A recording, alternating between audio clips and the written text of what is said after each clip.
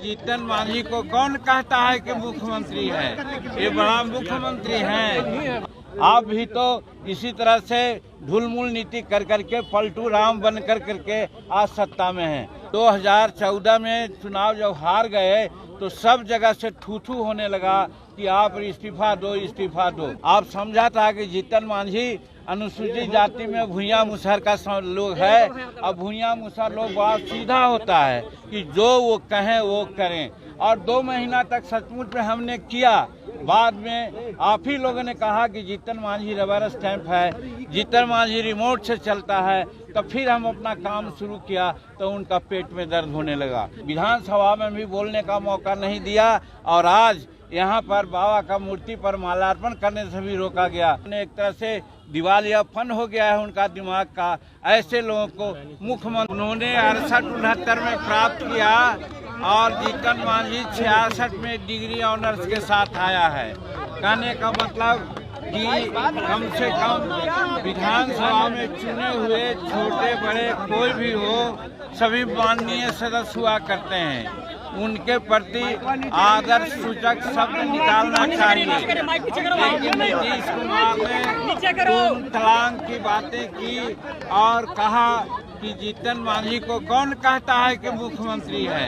ये बड़ा मुख्यमंत्री हैं। और आप लोगों को भी एड्रेस किया कि इनको बड़ी तरजीह आप दे रहे हैं, इनको तरजीह देना बंद कीजिए। ये मुख्यमंत्री नहीं, इसको कोई अक्ल नहीं है। तो इस तरह से अपमानित किया गया।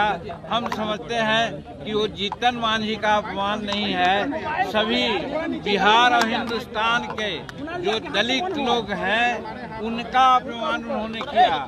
एक राज्य का मुख्यमंत्री जो 13 करोड़ जनता का प्रतिनिधित्व करते हैं, और उनके मुखारबिंद से ये सारी बातें जो आई वो निश्चित रूप में विचारणीय है। और जीतन मांझी क्या बोल रहा था? और लोग कहते हैं हमारे और भाजपा के बड़े नेता बोलेंगे कि जो आरक्षण संबंधी बिल लाया और कोटा बढ़ाने की बिल लाया, एडमिशन में भी हम लोग सब एक मत से उसको पारित किया, समर्थन दिया। तो फिर उसमें विरोध की कौन बातें आती है?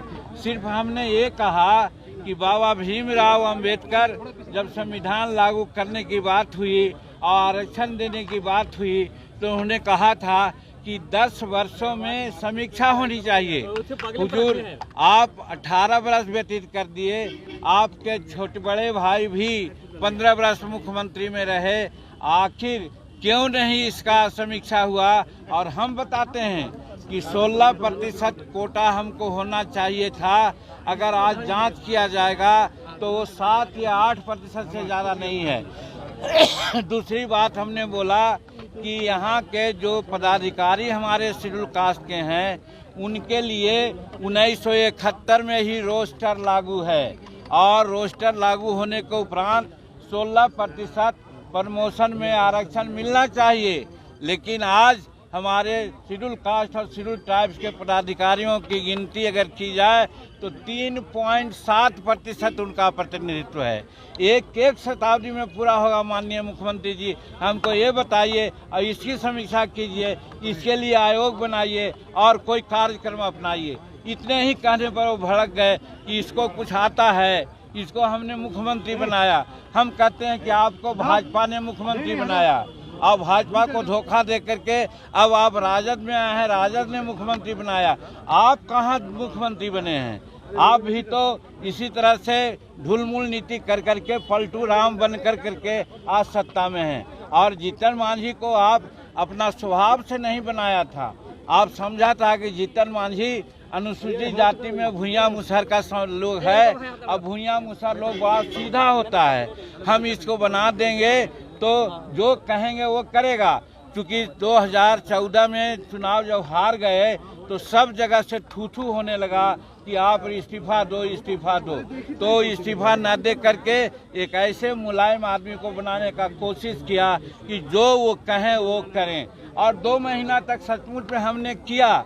बाद में आप ही लोगों ने कहा कि जीतन मांझी रबर स्टैंप है, जीतन मांझी रिमोट से चलता है। तो फिर हम अपना काम शुरू किया तो उनका पेट में दर्द होने लगा। बहुत सारी बातें किया है, वो आपके सामने है। और आज बाबा भीमराव अंबेडकर के चरणों में अपना माला पहना करके और हम लोग रिकॉन्साइल करना चाहते थे कि बाबा हम लोग क्या करें, नीतीश कुमार को सद्बुद्धि दें। और आज ताला नहीं खोला गया, विधानसभा में भी बोलने का मौका नहीं दिया और आज यहाँ पर बाबा का मूर्ति पर माल्यार्पण करने से भी रोका गया। इतना जघन अपराध हम समझते हैं कि बिहार के दलित पिछड़ा वर्ग के लोग, महिला लोग नहीं बर्दाश्त करेंगे।